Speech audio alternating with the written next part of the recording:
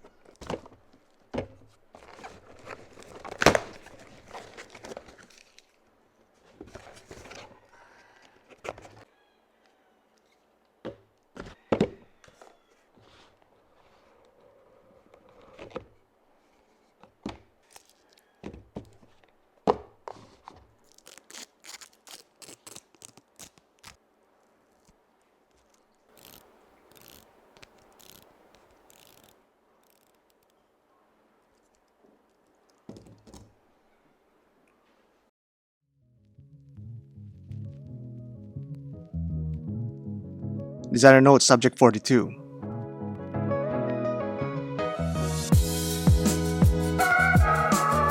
This channel is sponsored by you. Like, comment, and subscribe for content you'd like to see next. There is no substitute for the feeling of getting a Yachtmaster that has become a grail watch to many watch enthusiasts. Once it becomes part of your list, becomes the wallpaper of your phone, and has its dedicated playlist of videos, no amount of comparison or arguments can convince you to get off the hunt for it. For those who are not part of the hunt, this might just be the alternative for you.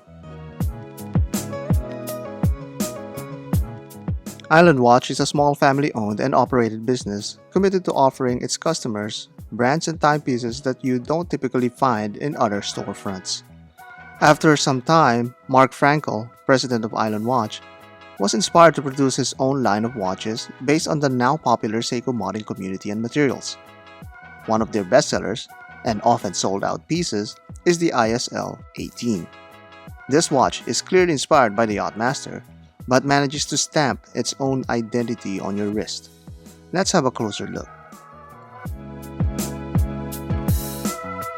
The case is a custom-milled case that's built as a replacement to the Seiko SKX case with some considerable changes and upgrades.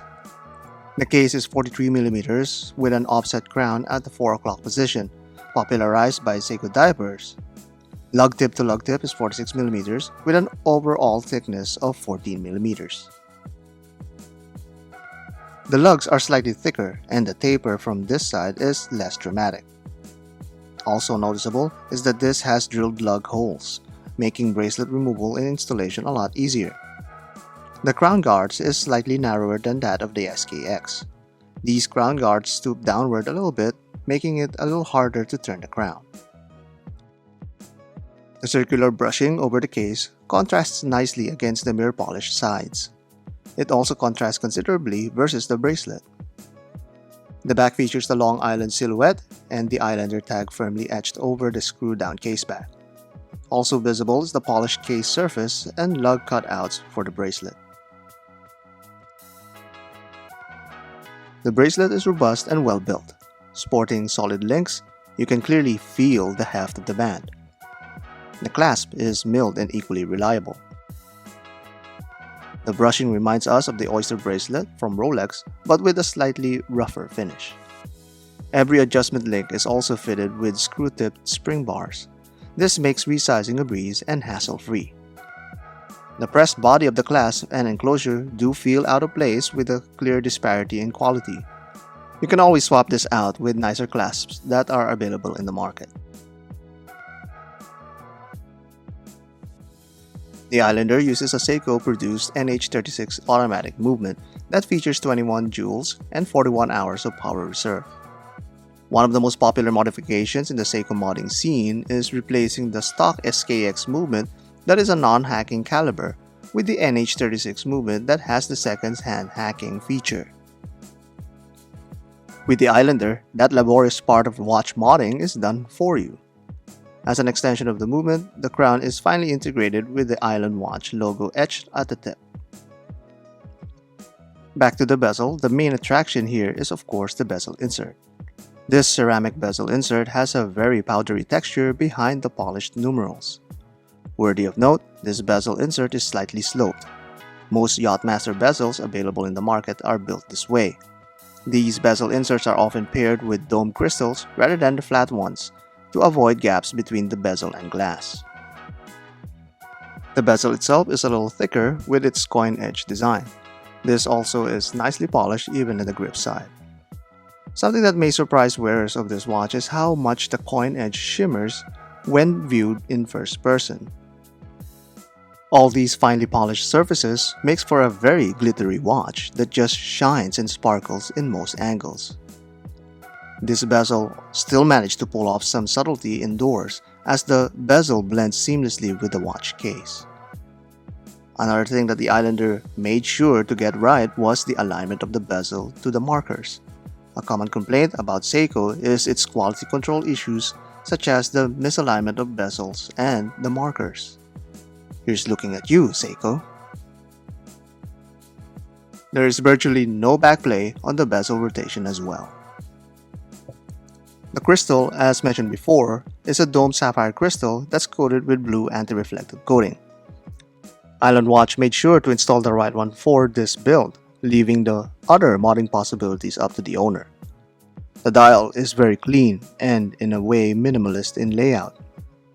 The logo of Island Watch is clean and simple with no text. The automatic 200-meter tag is at the 6 o'clock position where we have been accustomed to see. The hands used here are lifted straight from the Seiko SKX line, which is modestly finished and loomed. The hour markers match the hands nicely, having applied indexes and generously loomed as well. This uses C3 Super Luminova that's the best in the industry. At the 12 o'clock position, we see the double baton shield that harks back to Seiko divers more than the Yachtmaster. The day and date window is cut out in the same format as that of Seiko divers as well. All these features are put on top of a beautifully sunburst dial surface done in dark blue. This blue tone is also matched appropriately by the chapter ring. Let's compare to the source of its inspiration, the Yachtmaster 116622. The blue dial and the metal inserts are the telltale signs of the tribute. The hour markers are very similar, but that's all surprisingly familiar to this watch. It's enough to echo the spirit of the Yachtmaster while leaving room for the ISL 18 to be its own watch on the other areas such as the crown and the shape of the case. The blue tone is also considerably darker and more reserved than that of the vibrant blue in the Yachtmaster. When put beside another budget Swiss brand such as Tissot, the quality is very comparable. The finishing is just about the same on the polishing quality along with the heft. Remarkable to note is that both watch cut corners with a cheaper and thin pressed clasp. However, the bezel on the ISL 18 is considerably more refined and buttery smooth compared to the light and clanky Tissot C-Star. But when compared to the Submariner 1140-60, the gap becomes ever so wider. The quality in brushing and finish is considerably more uniform on the sub. The bezel turn is also much more stable on the sub than that of the already firm ISL 18 bezel. The ISL 18 is also thicker than that of the sub, giving it a bulkier impression. The ISL 18, along with most in the Islander line, is highly customizable. Born from the Seiko SKX modding scene, there are countless parts available to order. The bezel and bezel inserts are fitted for the SKX 007 and 009 cases, and vice versa. You can pop out the bezel on this Islander and install your own preferred bezel and bezel insert, ranging from aluminum inserts to those even made from sapphire and lume. The bands are easy to remove, so you can install any 22mm bracelet or NATO strap. Even the clasp can be replaced with a better 18mm clasp of your choosing. The crystal, chapter ring, and even the dial are replaceable and can be sourced in their online store and elsewhere. Just bear in mind that you need specialized tools to remove certain parts. Nonetheless, Island Watch leaves the easy parts for the watch enthusiast while doing all the hard work for them in the modding of the Islander. Currently, this model of the ISL-18 is sold out. Island Watch recognizes the current demand for this model, and there is hope to see this again being restocked soon. Island Watch actively listens to its customers and audience. Marc is a regular contributor to his own watch channel in YouTube and is even willing to help out in shipping these watches outside of the United States. There's a certain allure to a brand identity that has a fluid connection with its fanatics. It's not just charming, it's a given that it's engaging, but more than anything, it's actually inspiring. Marc is an engineer and a watch enthusiast.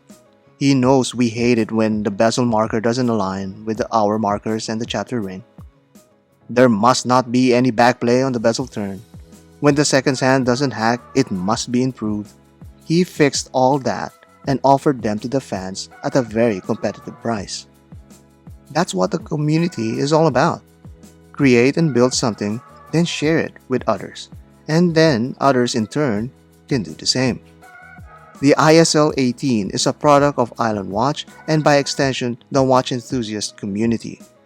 It's more than just inspired by the Yachtmaster, it's an inspiration for the creative minds in the community.